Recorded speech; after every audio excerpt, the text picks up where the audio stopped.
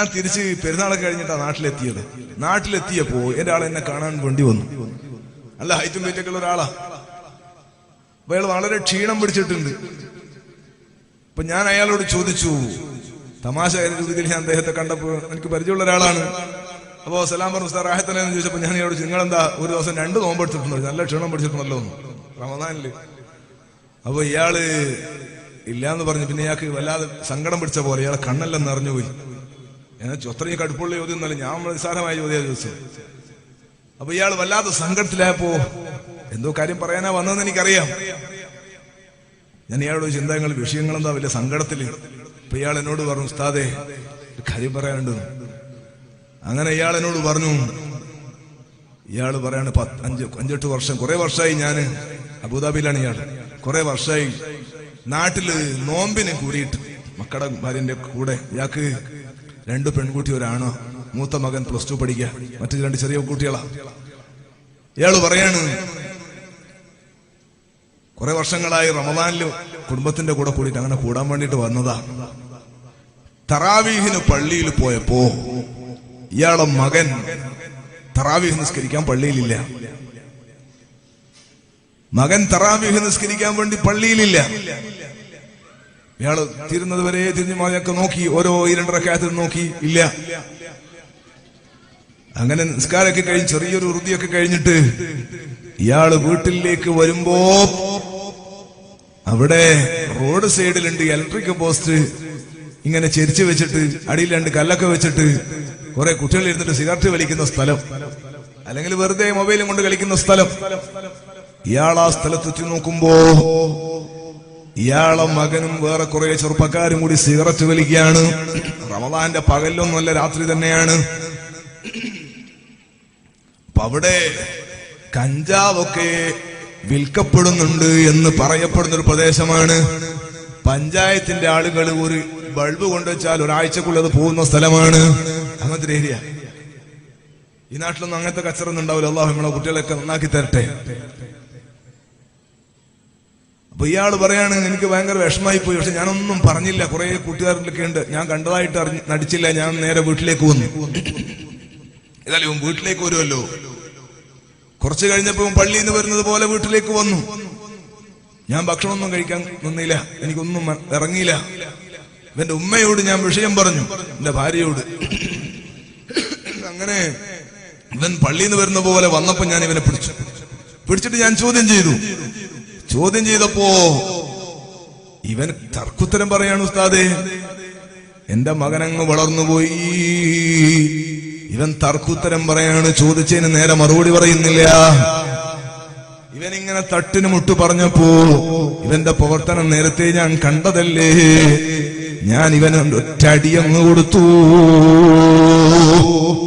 18 വയസ്സുള്ള മകനെ ഞാൻ അടിച്ചു എന്ന് അയാള് പറയുന്നത്. ഒരടി കിട്ടിയപ്പോ ഇവന് മാറ്റമൊന്നുമില്ല. പിന്നെ ഇവൻ ഇങ്ങനെ കയർക്കാണ്. ഞാൻ അങ്ങോട്ട് കയർക്കുന്നതിന് പോലെ അവൻ ഇങ്ങോട്ടാ കയർക്കുന്നത്. ഒന്നുകൂടി കൊടുത്തു ഞാൻ. ഉസ്താദേ, 3ാമതെന്റെ കൈപൊന്തുന്ന സമയത്ത് എന്റെ മകൻ എന്റെ മുഖത്തടിച്ചു കളഞ്ഞു. സുബ്ഹാന ജല്ല ജലാലു. ഈ കഴിഞ്ഞ റമദാൻ ഇത് കിതാബിൽ കണ്ടതല്ല, പത്രത്തിൽ വായിച്ചതല്ല, ഒരാള് ലൈവായിട്ട് എന്നോട് പറഞ്ഞതാ.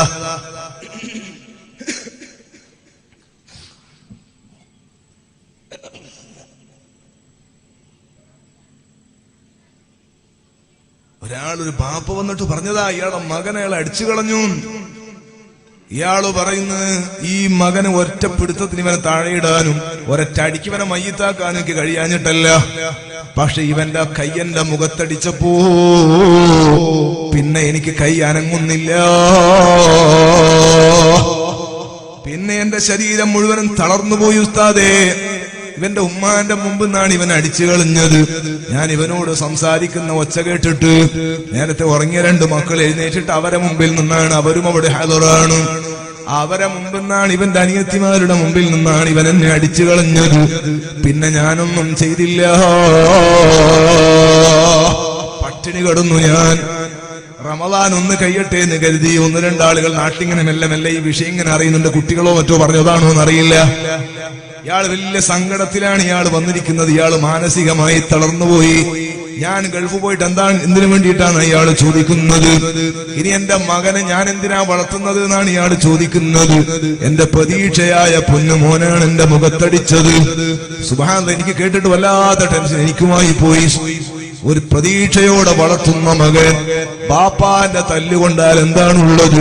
പക്ഷേ തിരിച്ചടിക്കാൻ മാത്രം നമ്മുടെ യുവത്വം വളർന്നുപോയി. ബാപ്പാന്റെ മുഖത്തടിക്കാൻ മാത്രം മക്കള് വളർന്നുപോയ കാലം. സഹോദരങ്ങളെ, ഇത് ഖിയാമത്തിന്റെ ലക്ഷണമായി ഹദീസിൽ പറഞ്ഞ കാര്യമല്ല ഞാൻ പറയുന്നത്. നമ്മുടെ നാട്ടിൽ നടന്ന ഒരു കാര്യമാ പറയുന്നത്. ചോദിക്കട്ടെ, ഞാൻ ആ ഉപ്പാക്ക് മനസമാധാനത്തിന് വേണ്ടി നമുക്ക് ചെയ്യാൻ വേണ്ടി കഴിയുന്ന കാര്യം കുറച്ച് ദുആ ചെയ്ത് കൊടുക്കലാണ്. എനിക്ക് പറ്റുന്ന 1-2 ദിക്റും സ്വലാത്തൊക്കെ ഞാൻ അദ്ദേഹത്തിന് പറഞ്ഞു കൊടുത്തു. മകൻ നന്നാകാനുള്ള 1-2 കാര്യങ്ങൾ ഞാൻ ഇങ്ങനെ പറഞ്ഞു കൊടുത്തിട്ട് അയാളെ പറഞ്ഞു വിട്ടു. എന്നിട്ട് ഞാൻ അദ്ദേഹത്തിന്റെ നാട്ടിലുള്ള ഖത്തീബ്, എന്റെ നാട്ടിന്റെ അടുത്തുള്ള ഒരു പ്രദേശമാണ്, ആ നാട്ടിലെ ഖത്തീബ് എനിക്ക് പരിചയമുള്ള ഒരാളാണ്. ഞാൻ അയാളെ വിളിച്ചു, ഇവരെ ഇങ്ങനെ ഇവരെ രാഷ്ട്രീയമൊക്കെ ഒന്ന് അറിയാൻ വേണ്ടിയിട്ട്. അപ്പൊ ആ നാട്ടിലൊക്കെ ഏകദേശം ആളുകൾ അറിഞ്ഞിട്ടുണ്ട് എന്നാ അയാൾ എന്നെ പറഞ്ഞത്. അതുകൊണ്ടാണ് വിളിച്ചത്. അപ്പോ ഈ ഉസ്താദ് പറയാണ്, ഞാൻ ഇയാളോട് നിങ്ങളുടെ നാട്ടിൽ ഇങ്ങനെ സംഭവം നടന്നിട്ടുണ്ടല്ലോ, നിങ്ങൾ അറിയുന്നു, എന്താണ് നിങ്ങളുടെ അഭിപ്രായം, നിങ്ങൾ എന്താണ് ആ വിഷയത്തിൽ ചെയ്തതെന്ന് വെച്ചു. അപ്പൊ ഇയാള് പറഞ്ഞു, ഉസ്താദേ, അയാൾക്ക് അങ്ങനെ തന്നെ കിട്ടിയാ പോരാന്ന് പറയാൻ പാടില്ലാത്തോണ്ട് ഞാൻ പറയുന്നില്ല. അല്ലെങ്കിൽ ഞാൻ പറയട്ടെ എന്നല്ല എന്റെ അർത്ഥം. അയാൾക്ക് അങ്ങനെ തന്നെ വേണം എന്ന് പറയാൻ പാടില്ലാത്തതുകൊണ്ട് ഞാൻ പറയുന്നില്ല എന്ന ഈ മൗലാന മറുപടി, ഖത്തീബിന്റെ മറുപടി. സുബ്ഹാന ജല്ല ജലാലു. ഞാൻ പറഞ്ഞു, ഇന്നാലില്ല, അങ്ങനെയുണ്ടോ ഉസ്താദെ പറയല്?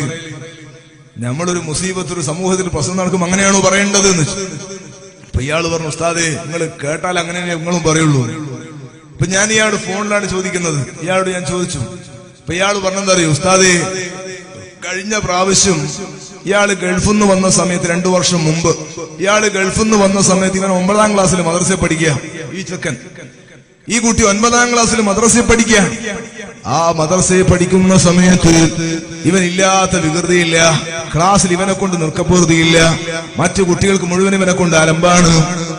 ഞാൻ ഇവനും നന്നാകട്ടെ എന്ന് കരുതിയിട്ട് വടിയെടുത്തിട്ട് ഈ പ്രാവശ്യം അങ്ങ് സഹിച്ചുകൂടാഞ്ഞിട്ട് 2-3 പൊട്ടിച്ചതാണ്. 2-3 അടി അങ്ങ് കൊടുത്തു. ആ സമയത്ത് എന്നോട് സമ്മതം പോലും ചോദിക്കാതെ അടിയും കൊണ്ട് ഇവന്റെ പുസ്തകം എടുത്തിട്ട് ഇവൻ ഇറങ്ങി അങ്ങ് പോയി മദ്രസയെന്ന്. ഒരു 10-15 മിനിറ്റ് കഴിഞ്ഞപ്പോ ഇവന്റെ ബാപ്പ, ഈ പറയുന്ന ആൾ, ഇവനെ ഈ കുട്ടിനെയും കൂട്ടിയിട്ട് ഇങ്ങ് വന്നു. എന്റെ 100 കണക്കായ മദ്രസയിൽ എന്റെ മക്കളെ മുമ്പിൽ നിന്ന് 5-6 ഉസ്താദുമാരുണ്ട്, മുഅല്ലിമീങ്ങൾ, അവരെ മുമ്പിൽ നിന്ന് എന്നെ വിളിക്കാത്ത ചീത്തയില്ല, എന്നെ പറയാത്ത വാക്കുകളില്ല. അന്നയാൾ എന്നോട് പറഞ്ഞത്, എന്റെ മോനെ ഞാൻ ചോറ് കൊടുത്തു പോറ്റുന്ന മോനാണ്, നിങ്ങളല്ല എന്റെ മക്കൾക്ക് ചോറ് കൊടുക്കുന്നത്, നിങ്ങൾക്ക് പഠിപ്പിക്കാൻ അറിയില്ല, നിങ്ങൾ പഠിപ്പിക്കണ്ടെന്നാ പറഞ്ഞത്. എന്റെ മോനെ നിങ്ങൾ പഠിപ്പിക്കണ്ട, നാട്ടുകാർക്ക് മറ്റുള്ളവർക്ക് തല്ലാനല്ല ഞാൻ എന്റെ മകനെ വളർത്തുന്നത് എന്ന് പറഞ്ഞിട്ട് ഇയാള് പറഞ്ഞു, നിങ്ങൾക്കെതിരെ ഞാൻ ചൈൽഡിനെയും മറ്റും കേസ് കൊടുക്കുമെന്നാണ് ഇയാള് പറഞ്ഞത്. ഞാനാണെങ്കിൽ സുബ്ഹാനല്ലാഹ്, കേസും കൊണ്ടാൻ വേണ്ടിയും പേടിച്ചിട്ട് ജീവിക്കുന്ന ഒരു മനുഷ്യനാണ്. ഇവന്റെ കുരുത്തക്കേട് സഹിക്കായിട്ട് അടിച്ചുപോയതാണ്. ഇയാളെ കാല് പിടിച്ചിട്ടെങ്കിലും സാറില്ല, ക്ഷമാപണം നടത്താൻ ഞാൻ റെഡിയായിരുന്നു. എന്റെ 100 കണക്കായ മദ്രസയിലെ മക്കള് കേൾക്കുന്ന നിലക്ക് എന്റെ കൂടെയുള്ള സ്റ്റാഫുകളെ മുമ്പിൽ നിന്ന് എന്നെ വിളിച്ച ചീത്തയ്ക്ക് കണക്കില്ല. അങ്ങനെ പറഞ്ഞ് എന്റെ മോനെങ്ങും പഠിപ്പിക്കണ്ടെന്ന് പറഞ്ഞിട്ട് കൂട്ടിയിട്ട് പോയതാണ് ഇയാള്. പിന്നെ ഗൾഫിൽ പോയി 2ാമത്തെ വരവാണ് ഈ വന്നത്. ഈ ആദ്യത്തെ വരവ് തന്നെയാണ് ഇയാളെ കവാലക്കുറ്റിക്ക് കിട്ടിയത്. പിന്നെ ഞാൻ എന്താണ് പറയേണ്ടത് എന്നാണ് ഈ ഉസ്താദ് ചോദിക്കുന്നത്. ഞാൻ എന്റെ സദസ്സിനോട് ചോദിക്കുന്നു, എന്റെ ഉമ്മമാരോട് ചോദിക്കുന്നു, ആ ബാപ്പയോട് നിങ്ങൾക്കുണ്ടായ സങ്കടം എവിടെ? ആ ബാപ്പനോട് നമ്മളെ കൽബിൽ വേദന ഉണ്ടായിരുന്നില്ലേ ആദ്യം കേൾക്കുമ്പോ? എന്നാ ഇപ്പൊ ഞാനിത് പറയുമ്പോ നമുക്ക് ആ ബാപ്പയോട് എവിടെയാണ് നമ്മുടെ സ്ഥാനമുള്ളത്? ആരാണ് ഈ കുട്ടിയുടെ കൈപൊക്കിയിട്ട് ഈ ബാപ്പന്റെ കവാലക്കുറ്റി കരണക്കുറ്റിക്ക് അടിപ്പിച്ചതാരാണ്? ആ ബാപ്പ തന്നെയല്ലേ. വജഅൽനാ ലിൽമുത്തഖീന ഇമാമാ, തഖ്വയുള്ള ആളുകൾക്ക് അനുകരിക്കാൻ പറ്റുന്ന നിലക്ക് ഞങ്ങളെ ഒന്ന് നന്നാക്കി തരണം അല്ലാഹ് എന്ന് ബാപ്പമാര് ദുആ ചെയ്യണമെന്ന് പരിശുദ്ധ ഖുർആനിന്റെ ഭാഷയാണ്. സഹോദരങ്ങളെ, ബാപ്പമാര് മക്കളെ ശരിയായ നിലക്ക് വളർത്തിയിട്ടില്ലെങ്കിൽ, പഠിപ്പിക്കേണ്ടതുപോലെ മക്കളെ പഠിപ്പിച്ചിട്ടില്ലെങ്കിൽ, ബാപ്പയുടെ മുഖത്തടി കിട്ടുന്ന മകനുണ്ടാകും, ബാപ്പയെ ശകാരിക്കുന്ന മകനുണ്ടാകും. അതുകൊണ്ട് നല്ല മക്കൾ നമ്മുടെ കുടുംബത്തിൽ വളരാൻ അവന് ഹബീബായ സ്വല്ലല്ലാഹു അലൈഹി വസല്ലമ തങ്ങളെ അധ്യാപനം പഠിപ്പിക്കണം. നബി സ്വല്ലല്ലാഹു അലൈഹി വസല്ലമ തങ്ങളുടെ സ്വഭാവം പഠിപ്പിക്കണം. മാതാപിതാക്കളെ ബഹുമാനിക്കേണ്ടത് എങ്ങനെയാണ് അതവൻ പഠിക്കേണ്ട സമയത്ത് പഠിപ്പിക്കണം. അങ്ങനെ പഠിപ്പിക്കാനുള്ള സാഹചര്യങ്ങൾ നമ്മുടെ നാടുകളിലുണ്ട്. നമ്മുടെ രക്ഷിതാക്കൾ അത് ഉപയോഗപ്പെടുത്തുന്നില്ല. അവിടെയാ പ്രശ്നം. അല്ലാഹു റഹ്മത്താക്കി തരട്ടെ. അല്ലാഹു നമ്മുടെ മക്കളെ നന്നാക്കി തരട്ടെ.